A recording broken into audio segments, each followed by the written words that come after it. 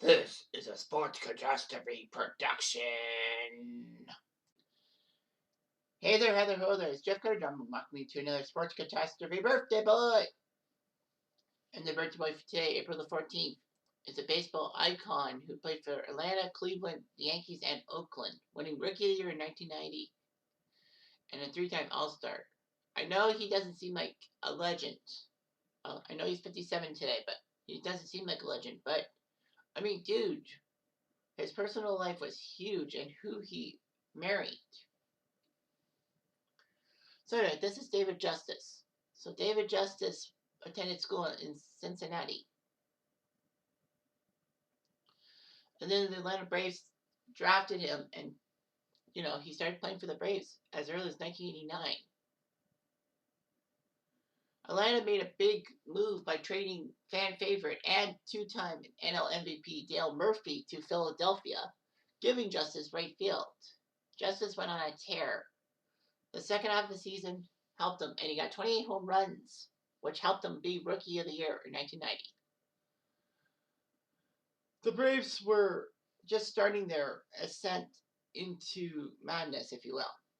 Remember, in 1990, the Braves were last in the NL East. Or the West, sorry, NL West. But then they started putting up great numbers.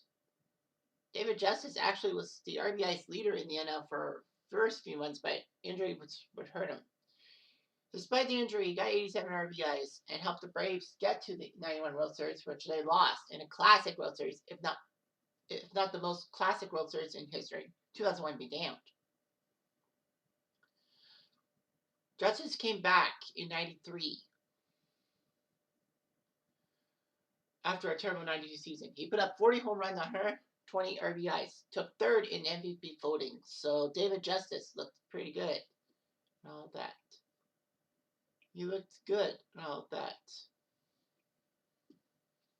In 95, the Braves not only won the division, they got themselves to the World Series against Cleveland in what they called the politically incorrect World Series because, the Braves and Indians, the dates by Native Americans. So the simple fact was that Justice was huge. But Justice drew criticism within Atlanta's fan base for actually saying that the fans were not giving them a lot of support and all of that. The boos rained down on Justice. However, in Game 6, with Atlanta up 3-2 trying to clinch on home turf, David Justice came up in the 6th off Jim Poole and hit a home run to right. And Bob Costas, who was doing the game for NBC, said, and David Justice and the city of Atlanta, all is forgiven. As for the city of Atlanta, David Justice, all is forgiven. Anyway, so the Braves would make a big move before the 97 season, trading Justice and Marcus Grissom, who ironically will be a birthday boy coming up shortly, to the Cleveland Indians for Kenny Lofton and Alan Embry. Why would Cleveland want to trade Kenny Lofton? Like, he's a freaking icon. That's what I always ask myself for David Justice. So that's funny how Justice, Grissom, and Lofton, who were key contributors to the 95 World Series, would be traded to the teams that they faced off against. Justice helped the Tribe get to the World Series in 97, but lost to the Marlins, which was like, what the hell? The Marlins? In 2000, he put up critical numbers, hitting 41 home runs and 118 RBIs. The only problem was not all those numbers were with Cleveland, as they traded him to the Yankees. Trading Justice to the Yankees for Jake Westbrook, Zach Day, and Ricky LeDay. It didn't really work out for the Yankees. No, to Cleveland, sorry. So Westbrook would become decent for Cleveland. Zach Day, not so much. And Ricky LeDay, bleh. Justice was the ALCS MVP in 2000 for what he did against the Mariners. He looked pretty good and all that, but a persistent groin injury would ruin his chances to do well. Yes, he helped the Yankees with the 2000 World Series. Anyhow, the Yankees would trade David Justice to the Mets, the Crosstown Mets, for Robin Ventura. However, a week later, he was sent to Oakland for Mark Guthrie. So he played for Oakland.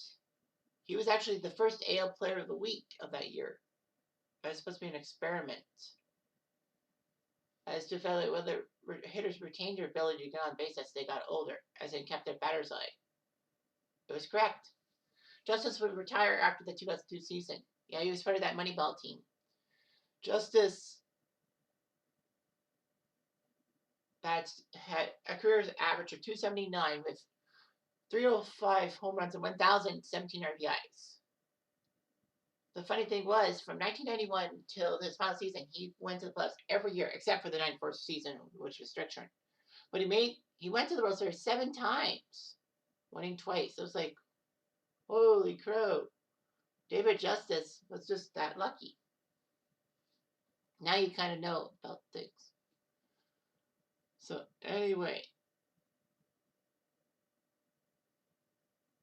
he had troubles and all that. The only problem was that Justice was named in the Mitchell report for performance-enhancing drugs in the 2000 season. All that. But he denied everything. Justice became a commentator for ESPN Baseball for 2 years, joined the Yes Network, as in that was Yankee Entertainment's thing, as a game and studio analyst. So, anyway, this is huge and all that. But of course, we can all remember David Justice marrying the great actress Halle Berry. Catwoman be damned, Halle Berry was hot. Anyway, they resided in Georgia but separated by 96 because David Justice allegedly had done some bad stuff to her. But he would marry Rebecca Villalobos in 2001. She is the CEO of Exotic Spices Calendars. Ooh. Well, they have 3 children and were part of Celebrity Wife Swap. So yeah, so he did okay, in a sense. He got 2 World Series rings, so that's nothing wrong. But you know, he helped Atlanta win the World Series, their first World Series, and finally a title in the 90s. So yeah, David Justice did what he had to do. Anyway, I'm going to do.